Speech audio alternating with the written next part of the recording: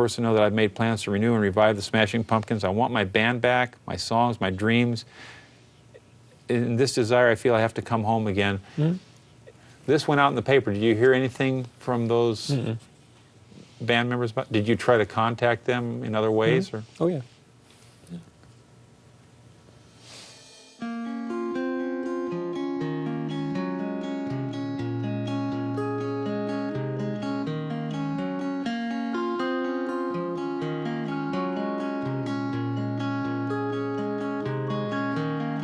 La da da, la da da, dun dun. La la la, la da da, la da da, dun dun. La la la, la la la, la la, la la la, la.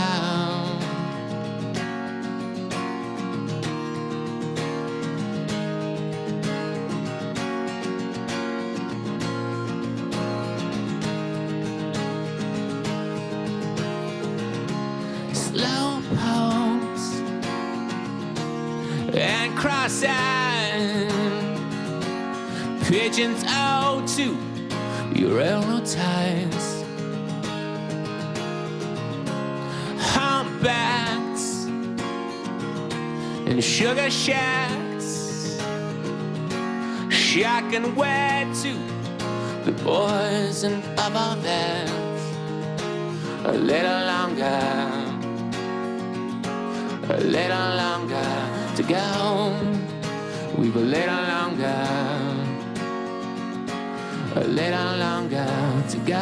I just can't help say so.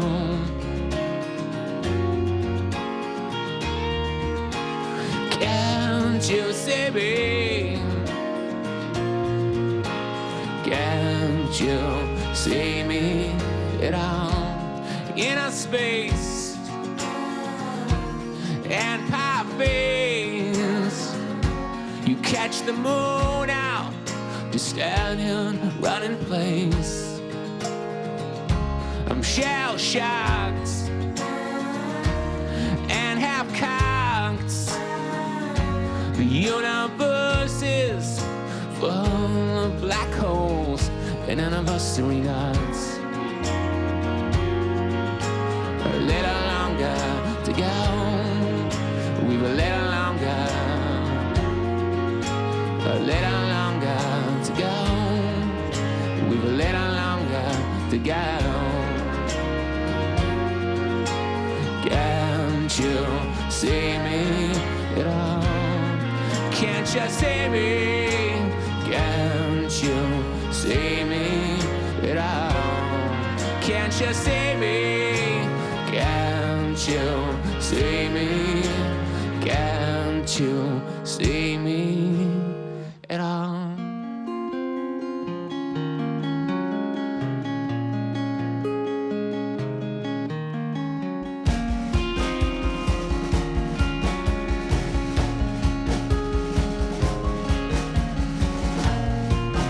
I'll lay roses at your feet till you decide there is something great in you.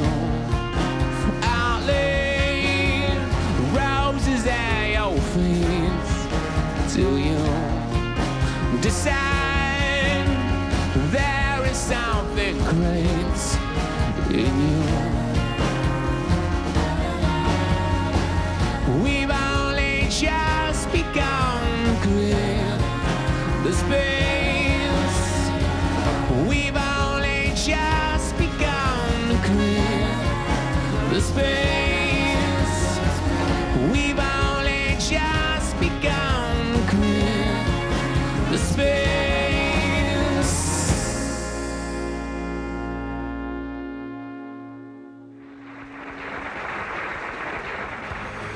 And even though you've seen the show, I've saved the best for last.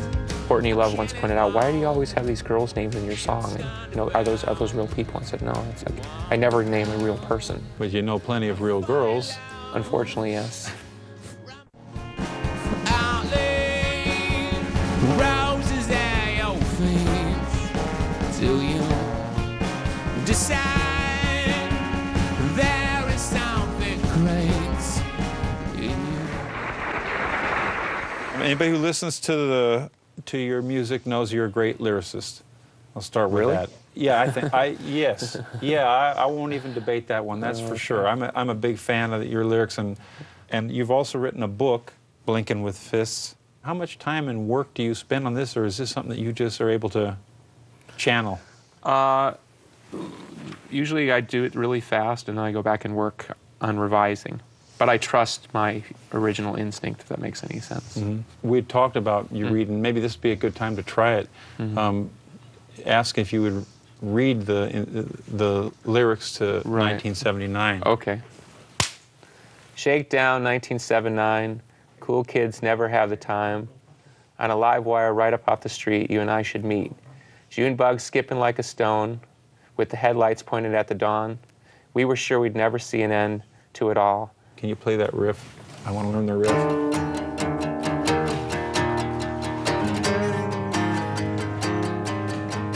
Did you have that riff first?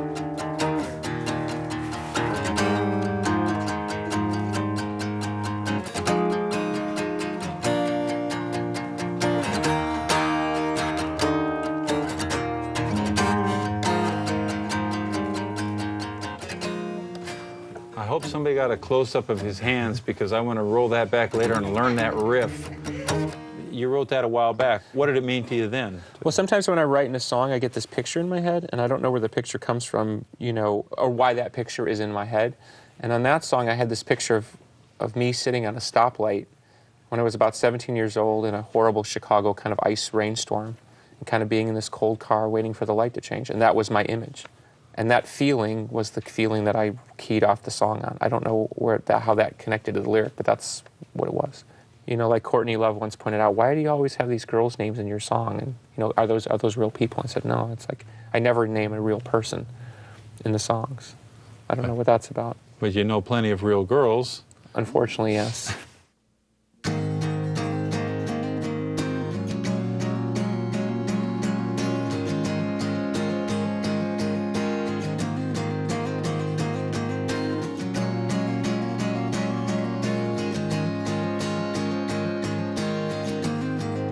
To make thee mine, I cast a net as wide as I am free, line by line, erase the schemes that I'm drawn to be. There's no fear anymore, crystalline truth assumes to be. There's no fear anymore. Burn the bridge outside. If I'm gonna live without you, if I'm gonna live without you, if I can't live without you, I feel alone, walking home all by myself. I've never chased a brighter sun that you'll become.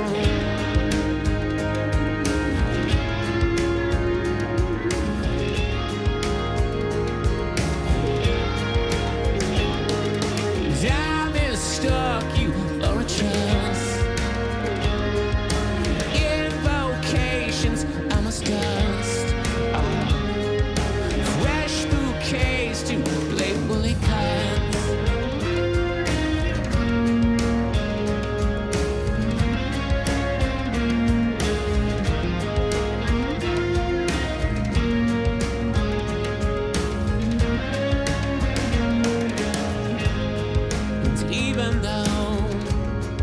Seen the show, I've saved the best for last. A cannonball shot stunned about to warm the crowd. I've fallen in love from my guns. My arms entwine the switch and in rough ooze silent rose burns a bridge outside. If I'm gonna live without you, if I'm gonna live without you, if I'm gonna live without you.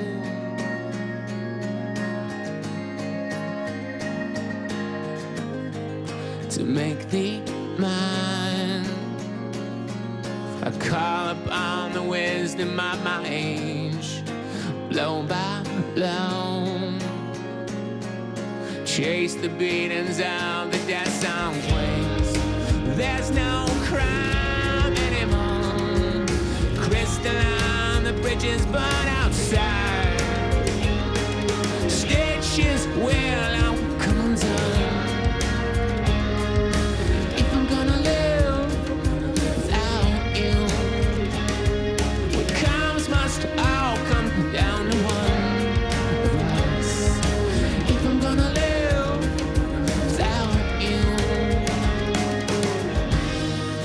Never chased a brighter sun than you'll become.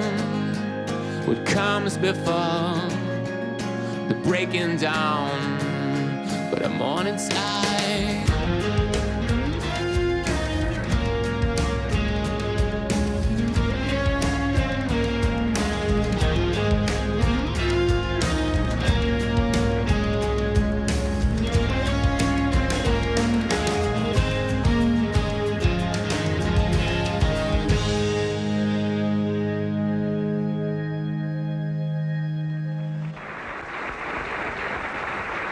We were doing over 3-hour shows, like really long songs and jams, and people started throwing things at us at some point. Nowhere there, don't worry, take your time, don't worry, nowhere there, but somebody else let you have. What comes must all come down to one of us. If I'm gonna live without you. Do you have a plan? What's next? Not really. The plan is to try to come up with a plan. That's probably the easiest way to put it. What are you doing now to put out your music? Anything we can, anything new, anything that we think will reach the masses. I mean, because the album format is dead. I mean, that releasing 13 songs at once is literally like taking 10 of them and throwing them out the window, because people who buy or steal music, I mean, are only Right. buying and or stealing songs. Does that bother you as a writer? Did you like the format of albums? No, I was never totally into it, but at least gave a sort of construct to work in, you know. I always felt it was too limited. You've got a DVD out that I've seen, which I really like, and it's If It All Goes Wrong, it's called. And you did, so I've done this before, but not as wild as you guys did it. You did a residency. Tell us about this residency that you did. Well, when we first came back to America with the new band, new version of the band, we did 9 shows in North Carolina and 11 or 12 in San Francisco at the Fillmore. So, and we tried to play new songs in amongst some of the classics, like songs that I was writing that day, kind of thing. And so the DVD sort of documents the process of running full force into the new American attitude of what it means to be a band. You were writing songs. You had a nightshirt on. You're sitting in your hotel room, and I don't know if this is for real, but you're just writing a song, and then you're going, okay. And then the next day, Even that night, you're playing it on stage. Yeah. Yeah. Doesn't that wear you down? Yeah, but there's something that happens, you know. We learn just as much sometimes from the bad songs and from the close songs as we do from the great ones. In fact, I would say the great ones are great beneficiaries of the near misses, because we don't bottle ourselves up into this small concept of who are the Smashing Pumpkins. You don't go out and play